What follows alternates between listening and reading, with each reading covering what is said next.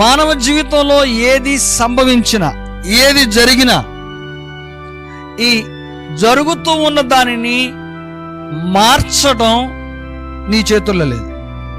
భవిష్యత్తులో జరగబోయేది ఏదైనా ఉంటే దానిని కానీ మార్చటం నీ చేతుల్లో లేదు.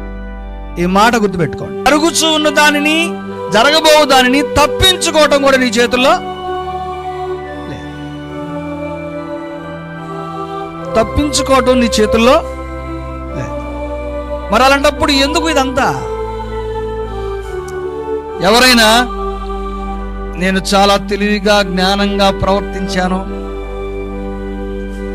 అని అనుకున్నావా? అది నీ జ్ఞానం వల్ల ఎదుర్కొన్నది కాదు, లేకుంటే నీ జ్ఞానం వల్ల నువ్వు మార్చినది కాదు, తప్పించుకున్నది అంతకన్నా కాదు.